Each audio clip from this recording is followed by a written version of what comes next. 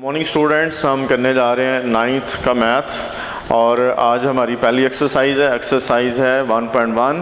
पहला एक लेक्चर हम अपलोड कर चुका हूं मैं, और इस लेक्चर को ढूंढने के लिए आपको पता है टेक्निकल मैथ सॉल्यूशंस पर आपको जाना पड़ेगा और वहां पर जाके हमें तलाश करना है 9th मैथ। तो यहाँ पर हम पहले सवाल में एक्सरसाइज 1.1 के पहले सवाल में लिखा हुआ है find the order of the following matrices.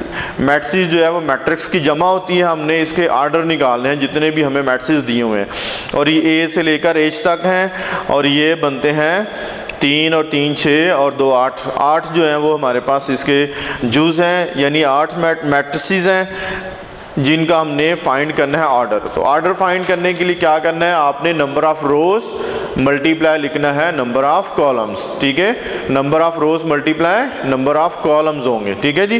तो पहला हम लिखने जा रहे हैं पहला सवाल, और पहले सवाल का है ए, और ए मैट्रिक्स में है हमारे पास एलिमेंट्स 2 3 और उसके बाद है -5 और 6, 2 3 -5 6।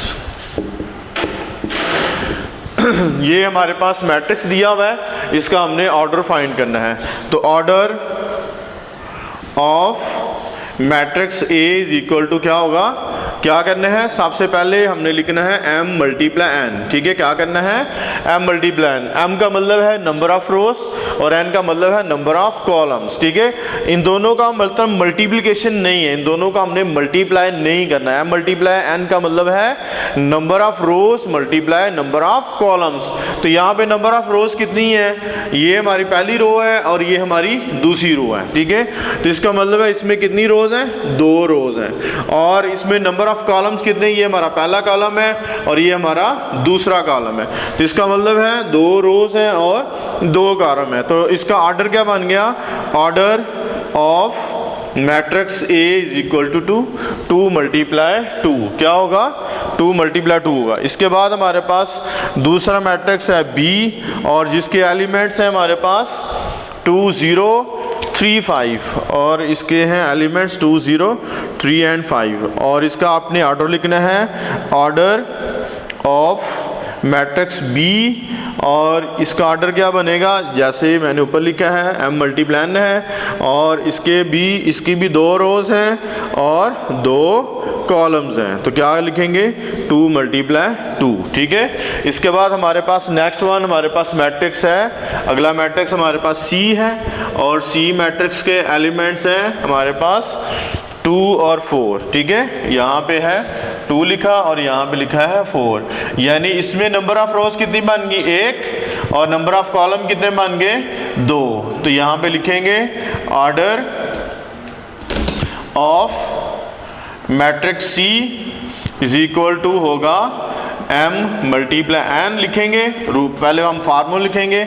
इसमें कितनी रोज हैं, 1 रो है और 2 कॉलम है, तो क्या बन जाएगा 1 मल्टीप्लाई 2। इसके बाद हमारे पास है नेक्स्ट मैट्रिक्स है D, और D के एलिमेंट्स हैं हमारे पास 4 0 6, यहाँ पे है 4, यहाँ पे 0 और यहाँ पे 6 है। तो इस तरह इसका ऑर्डर बनेगा order of matrix D is equal to क्या होगा, इसमें आपने नंबर ऑफ रोज लिखनी है, m मल्टीप्लाई n लिखना है, पहले फार्मूला, नंबर ऑफ रोज कितनी है, हमारी पहली रो, ये हमारी दूसरी रो और ये हमारी तीसरी रो। ठीक है, और इसमें नंबर ऑफ कॉलम्स कितने हैं, वो 1 है। तो क्या लिखा जाएगा, 3 मल्टीप्लाई 1। ठीक है, इनको मल्टीप्लाई नहीं करना, इन दोनों 3 मल्टीप्लाई 1 का मतलब 3 नहीं होगा, सिर्फ हमें ये जाहिर करता है 3 मल्टीप्लाई 1 कि इसमें 3 रोज हैं और 1 कॉलम है। ठीक है, इसके बाद हमारे पास जो है अगला मैट्रिक्स है, उसका नाम E है। तो E मैट्रिक्स हम यहाँ लिखेंगे और उसका ऑर्डर बताएंगे, नंबर ऑफ रोज और नंबर ऑफ कॉलम्स लिखेंगे। ठीक है, और इसके बाद E हमारे पास E matrix is equal to होगा, इसमें है A B C और D E F, A B C और यहाँ पे है D E F। तो इसका लिखना आपने नंबर ऑर्डर फाइंड करना है। तो order of matrix E will be equal to, इसमें नंबर ऑफ फार्मूला हम लिखेंगे पहले m मल्टीप्लाई n, तो m मल्टीप्लाई n, इसके बाद क्या आ जाएगा, इसकी 3 रोज बन गई हैं और कॉलम कितने बनेंगे, 2 कॉलम बनेंगे, ठीक है। तो ये आ जाएगा 3 मल्टीप्लाई 2। इसके बाद हमारे पास नेक्स्ट वन मैट्रिक्स है E के बाद F। तो F मैट्रिक्स के एलिमेंट्स है हमारे पास, A की एलिमेंट है और वो है 2, और यहाँ पे लिखना है order of matrix F is equal to m multiply n, और ये होगा 1 रो है 1 कॉलम है, यानी 1 रो है और 1 ये आपका कॉलम है। तो 1 रो 1 कॉलम क्या बन जाएगा, 1 मल्टीप्लाई 1। और इसके बाद हमारे पास नेक्स्ट मैट्रिक्स है G। तो G को मैं यहाँ लिखने जा रहा हूँ। G के एलिमेंट्स होंगे हमारे पास, तो G के एलिमेंट्स हैं 2 1 2, 2 1 2, और उसके बाद है 3 3 2 4, और इसके बाद है हमारे पास अगले एलिमेंट्स हमारे पास 0 3 एंड 5, ठीक है। तो ये हमारे पास एलिमेंट्स हैं। इसमें आपने देखनी है number of rose and number of columns. तो ये मैं लाइनें लगा रहा हूँ ताकि आपको समझ आ जाए, ये हमारी पहली रो है, ये हमारी दूसरी रो, ये हमारी तीसरी रो। तो ये हमारा पहला कॉलम होगा, ये हमारा दूसरा कॉलम होगा, और ये हमारा तीसरा कॉलम होगा, क्योंकि ये हमारी पहली एक्सरसाइज है डिटर्मिनेंट्स एंड मैट्रिसेस की, ठीक है।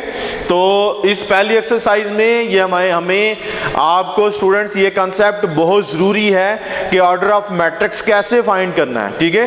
तो ऑर्डर ऑफ मैट्रिक्स फाइंड करने के लिए क्या करनी है, आपने नंबर ऑफ रोज तलाश करनी है और नंबर ऑफ कॉलम्स तलाश करनी है। तो इसकी नंबर ऑफ रोज कितनी है, 3 है, और नंबर ऑफ कॉलम्स भी कितने हैं, 3 हैं। और इसके बाद हमारे पास लास्ट जो है वो है एज। तो एज को हम यहाँ पर लिखेंगे, एज के एलिमेंट्स, और उसके हम नंबर ऑफ रोज और नंबर ऑफ कॉलम्स तलाश करते हैं, ठीक है जी।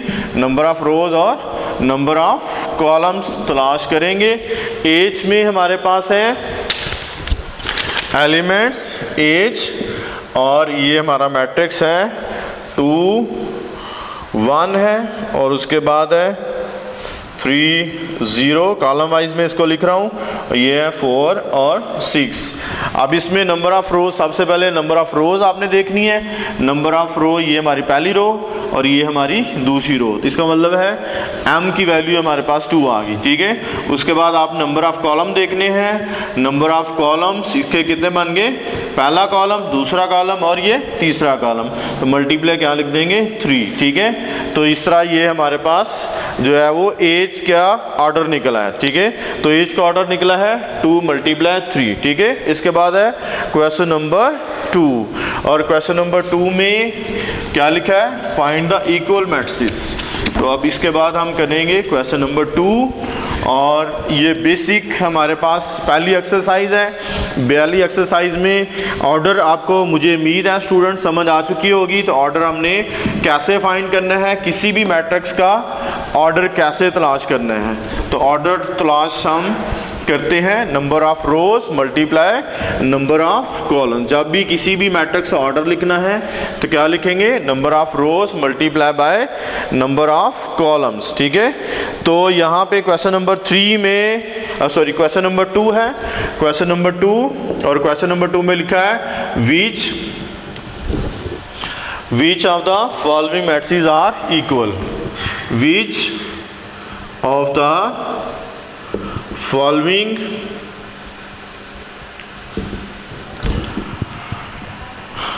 matrices are इक्वल मैट्रिसेस कौन कौन से हैं वो हमने तलाश करने हैं। और इक्वल मैट्रिक्स की डेफिनेशन क्या थी, इक्वल मैट्रिसेस वो दो मैट्रिक्स इक्वल होते हैं जिनका ऑर्डर भी सेम होता है और जिनके एलिमेंट्स भी सेम होते हैं, ठीक है। एवरी एलिमेंट, फर्स्ट एलिमेंट, पहले मैट्रिक्स का फर्स्ट एलिमेंट और दूसरे मैट्रिक्स का भी फर्स्ट एलिमेंट क्या होगा, सेम। यानी पहला 1 लिखा हुआ है तो दूसरे मैट्रिक्स का भी 1 होगा। दूसरा एलिमेंट अगर 2 है तो दूसरे मैट्रिक्स का भी एलिमेंट 2 बनना चाहिए। जैसे मर्जी लिखा जाए, चाहे प्लस करके लिखा जाए चाहे माइनस करके लिखा जाए, और आंसर हमारा सेम आना चाहिए। यानी पहले मैट्रिक्स का अगर दूसरा एलिमेंट 2 है तो दूसरे मैट्रिक्स का दूसरा एलिमेंट भी 2 बनना चाहिए। चाहे लिखा जाए 1 + 1, चाहे लिखा जाए 2 - 0, ठीक है। तो आंसर हमारा सेम ही होना चाहिए। ये हम यहाँ पे ये रूल अप्लाई करेंगे और यहाँ पे तलाश करेंगे कौन से मैट्रिक्स जो हैं वो सेम है। तो ये मैं लिखने जा रहा हूँ। यहाँ पे लिखा हुआ है पहला मैट्रिक्स ए है और इसकी वैल्यू लिखी है 3, ठीक है। और हम तलाश करेंगे यहाँ से कि कौन सा मैट्रिक्स जो है वो जो है जिसका आंसर 3 आता है। तो पहला मैट्रिक्स हमारे पास 3 है और सी वाला जो मैट्रिक्स है उसकी वैल्यू लिखी हुई है 5 - 2, ठीक है। तो इसका मतलब ये है, ये इसका आंसर 3 है तो इसका आंसर भी क्या आता है, फाइनली आंसर इसका भी 3 आता है। जब हम इसको सिंप्लीफाई करते हैं तो आंसर 3। तो इसका मतलब ये है पहले ए मैट्रिक्स इसके इक्वल होगा, सी के इक्वल होगा, ठीक है। उसके बाद हम बी लेते हैं। बी मैट्रिक्स की वैल्यू, बी मैट्रिक्स के एलिमेंट्स जो हैं वो हैं 3 और 5। अब दूसरा एलिमेंट हम देखते हैं कहाँ पे बनता है और दूसरे एलिमेंट में हम तलाश करें तो कौन सा मैट्रिक्स बन रहा है। दूसरा मैट्रिक्स हमारा बनेगा एफ और एफ के एलिमेंट्स हैं 3 और उसके बाद आता है 3 + 2। तो इसका मतलब ये है इसका पहला एलिमेंट 3 है तो इसका पहला एलिमेंट भी 3 है। इसका दूसरा एलिमेंट 5 है तो इसका दूसरा एलिमेंट भी क्या आ जाएगा, 5 ही आएगा, ठीक है। तो इसका मतलब है इसका आंसर क्या लिखा जाएगा, B = F। तो ये दोनों मैट्रिक्स क्या होंगे, एक दूसरे के इक्वल। इसके बाद हमें जो है वो D बताया गया है, D एलिमेंट। तो D एलिमेंट देखते हैं किसी के इक्वल है या नहीं है, ठीक है। D को बाद में देखते हैं, दूसरा का सेम इक्वल हमें नहीं मिल रहा तो क्या करेंगे, E लिख लेते हैं।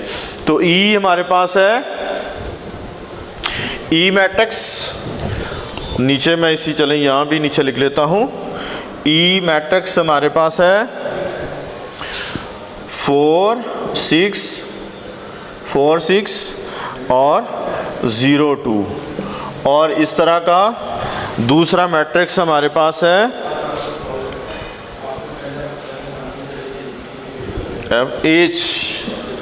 H जो है, H हमारे पास ये भी लिखा हुआ है 4 6 0 और 2। तो इसका मतलब ये है E किसके इक्वल आ जाएगा, H के। तो ये दोनों इक्वल मैट्रिक्स होंगे, ठीक है। तो इसके बाद हम देखते हैं F। E के बाद जो है वो F मैट्रिक्स हमने तलाश करने हैं कौन से मैट्रिक्स जो हैं, दो मैट्रिक्स एक दूसरे के इक्वल हैं, यानी दो मैट्रिक्स कौन से एक दूसरे के इक्वल मैट्रिक्स हैं। यहाँ पे सिर्फ हमने फाइंड आउट करना है, ठीक है जी।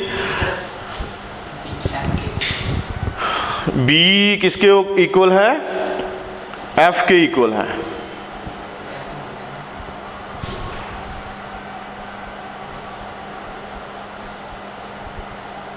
इसके बाद हम F देखते हैं जी।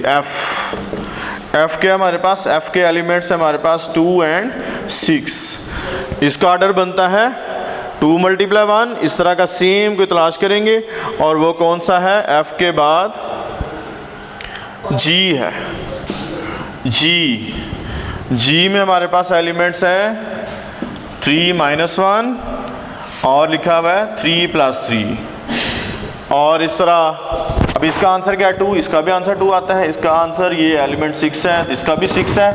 यानी इसका ऑर्डर बनता है यानी 2 रोज हैं 1 कॉलम है। इसकी भी 2 रोज 1 कॉलम बनेगा, 2/1 बनेगा, इसका भी 2/1। तो इसका मतलब है F = क्या बन जाएगा, G के। ये दोनों मैट्रिक्स एक दूसरे के इक्वल होंगे। F और G हो गए, H भी हो गया। और उसके बाद हमारे पास आ गया है I। और उसके बाद हमारे पास लास्ट वन है GHI और उसके बाद ये K दिया हुआ है, ठीक है जी। इसमें आता है 4 6 0 और 2, 4 6 0 2, ठीक है। तो इसका मतलब ये है, ये हमारा जो लास्ट वन है I तो हम कर चुके हैं। 3 और 5 कहाँ था, ये तो कोई भी नहीं है। 3 5 कहीं पे भी नहीं है, यानी I का इक्वल मैट्रिक्स कोई नहीं है, ठीक है। इसी तरह D का भी हमारे पास इक्वल मैट्रिक्स कोई नहीं, यानी सॉरी ये B और I जो है ये दोनों इक्वल मैट्रिक्स हैं। 3 5 बनता है, B किसके इक्वल है, आई के, ठीक है। और ये जो हमारे पास ई था, ई, और उसके बाद हमारे पास है एच, और लास्ट वन हमारे पास है आई, के बाद आता है जे। तो ये जे, इन तीनों की वैल्यूज़ क्या है, सेम। तो जे की वैल्यू मैं लिखने लगा हूँ, ई और एच को हम इक्वल लिख चुके हैं। जे की वैल्यू हमारे पास है 2 + 2, और उसके बाद है 2 + 4, और इसके बाद है 2 - 2, और उसके बाद है 2 + 0। जबकि ई की वैल्यू मैं इधर लिखने जा रहा हूँ, ई की वैल्यू, ई का मैट्रिक्स यहाँ लिखूँगा, और ये है हमारे पास 4, 6, 0 और 2, ठीक है। इसी तरह जे हमारा 4 बनता है, और ये भी हमारा 6 बनता है। ये 2 - 2, ये 0 है तो ये भी 0 बनता है, तो ये 2 है तो 2 + 0 भी हमारा 0 बनता है। इसलिए ये तीनों मैट्रिक्स जो है हमारे एक दूसरे इक्वल हैं। सिर्फ जो है 2 मैट्रिक्स, यानी कि हमारे पास डी मैट्रिक्स और आई मैट्रिक्स जो है, ये दोनों मैट्रिक्स किसी के भी इक्वल नहीं होंगे, ये दोनों अनइक्वल हैं, ठीक है। तो इस तरह ये क्वेश्चन नंबर 2 आपका मुकम्मल हो चुका है। इसके बाद हम करेंगे क्वेश्चन नंबर 3। सिर्फ हमने इक्वल मैट्रिक्स को बताना है, और ये बातें आपने स्टूडेंट्स याद रखनी है। अगर आपको समझ आ जाए कि इक्वल मैट्रिक्स क्या होते हैं और इक्वल मैट्रिक्स की डेफिनेशन क्या है, आपका ऑर्डर भी सेम होना चाहिए और एलिमेंट्स भी सेम होने चाहिए। जो हमारा पहला एलिमेंट है वही जो है दूसरे मैट्रिक्स का पहला एलिमेंट होना चाहिए, ठीक है जी। हम करने जा रहे हैं क्वेश्चन नंबर 3 करेंगे, और क्वेश्चन नंबर 3 करने के लिए इसको भी साफ करना पड़ेगा। और क्वेश्चन नंबर 3 हमारे पास है find the values of A, B, C and D, ठीक है। क्वेश्चन नंबर 3 में है find the values of, find the values of A, B, C and D. हमने इनकी वैल्यूज़ फाइंड आउट करनी है, ठीक है। और यहाँ पे हमें गिवन हमें मैट्रिसेस दिए हैं, और ये है हमारे पास a + c, और इधर है c - 1, यहाँ पे है a + 2b, और यहाँ पे है 4d - 6 इज इक्वल टू क्या होगा, 0 - 7, और यहाँ पे है 3 और 2d। अब ये दोनों इक्वल मैट्रिसेस दिए हुए हैं, ये दोनों क्या दिए हुए हैं, इक्वल मैट्रिक्स। यानी ये हमारा पहला एलिमेंट है, ये इसका पहला एलिमेंट है, ये दूसरा एलिमेंट है, ये इसका दूसरा एलिमेंट है, ये तीसरा एलिमेंट है, ये इसका तीसरा एलिमेंट है, ये चौथा एलिमेंट है, ये इसका चौथा एलिमेंट है। तो दोनों 2 मैट्रिसेस हमें दिए हुए हैं, और दोनों मैट्रिसेस जो है एक दूसरे के इक्वल लिखे हुए हैं। तो हम क्या करें, डायरेक्ट वैल्यू लगा देंगे। पहला वैल्यू पहले के बराबर होगी, दूसरी दूसरे के बराबर होगी, तीसरी तीसरे के बराबर, चौथी चौथे के बराबर होगी। तो इस तरह a + c जो है वो किसके इक्वल होगा, 0 के, ठीक है जी। और उसके बाद a + 2b किसके इक्वल होगा, -7 के, ठीक है जी। इसी तरह c - 1 किसके इक्वल होगा, 3 के इक्वल होगा। और उसके बाद 4d - 6 किसके इक्वल होगा, 2d के। अब इनको क्या करना है, हमने सिंप्लीफाई करने के लिए सबसे पहले हम इसको सिंप्लीफाई करते हैं, ठीक है। तो c बराबर क्या आ जाएगा, 1 + 3 = 4 आ जाएगा, और इस वैल्यू को हम यहाँ अप्लाई करेंगे। a + c क्योंकि 0 के बराबर है, और c की वैल्यू हमारे पास 4 के बराबर है, और a किसके इक्वल हो जाएगा, -4 के, ठीक है। और अब हमने क्या करना है, यहाँ से a की वैल्यू लगा दें, तो ये आ जाएगा 4 - 4 + 2b = -7, एंड 2b = आ जाएगा -7 + 4 हो जाएगा, और 2b = आ जाएगा -3, एंड b = फाइनल आ जाएगा -3/2, ठीक है जी। उसके बाद हम क्या करेंगे, इनको सिंप्लीफाई कर, 2d इधर आके माइनस हो जाएगा, 6 उधर जाके प्लस हो जाएगा, तो ये आ जाएगा 4d - 2d = 6, और यहाँ बचेगा 2d = 6, एंड d = आ जाएगा 6/2, और d की फाइनल वैल्यू हमारे पास 3 आ जाएगी। और इस तरह a, b, c और d की वैल्यू हम फाइनली फाइंड आउट कर चुके हैं। ये हमारी एक्सरसाइज होगी है ख़त्म। तो ध्यान से इसको सीखना है। अगर आपको पहली एक्सरसाइज की समझ आ चुकी है तो इसका मतलब है अगली एक्सरसाइजेज जो है आपको आसानी के समझ आ जाएगी, क्योंकि ये बेसिक कंसेप्ट हमारा यहाँ पर बनता है। Thank you so much.